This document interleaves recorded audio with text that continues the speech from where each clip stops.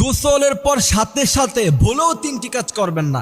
যদি করেন তাহলে আপনি মারাত্মক অসুস্থ হয়ে যাবেন। বয়স 40-50-এর পরে দেখবেন আপনি কঠিনভাবে অসুস্থ হয়ে গেছেন। কারণ এই অসুস্থতাটা একদিনে কেউ হয় না, আস্তে আস্তে ধীরে ধীরে মানুষ এই অসুস্থতাগুলি গ্রহণ করে। এই জন্য বিশ্বনবী সাল্লাল্লাহু আলাইহি সাল্লাম তিনি যে কথাগুলি বলেছেন 1500 বছর পরে ডাক্তাররা যে কথাগুলি বলছে বিশ্বনবী সাল্লাল্লাহু আলাইহি সাল্লামের সাথে সেই কথাগুলি মিলে গিয়েছে। আমি বড় আশ্চর্য হই যে রাসূল 1500 বছর আগে কি সুন্দর কথা তিনি বর্ণনা করে গিয়েছেন। গোসল করার পর সাথে সাথে প্রথম নাম্বার যে ভুল করা যাবে না সেটা হচ্ছে গরম খাবার খাওয়া যাবে না গোসল করার পর সাথে সাথে। দ্বিতীয় নাম্বার, গোসলের সময় অতিরিক্ত গরম পানিতে আপনি গোসল করবেন না, তাহলে আপনার যে স্কিন আছে সেটা ড্রাই হয়ে যেতে পারে। তৃতীয় নাম্বার যে ভুলটা আপনার গোসলের সময় করবেন না সেটা হচ্ছে কেমিক্যাল জাতীয় সাবান প্রতিদিন ইউজ করার দরকার নেই। এটা বিশেষ করে আমরা যখন জামিয়া রশিদে পড়তাম তখন আমাদের ওস্তাদজি বলতেন প্রতিদিন তোমরা কেমিক্যাল জাতীয় সাবান দিয়ে গোসল করো না, তাহলে আপনার যে স্কিন সেই স্কিন নষ্ট হয়ে যেতে পারে।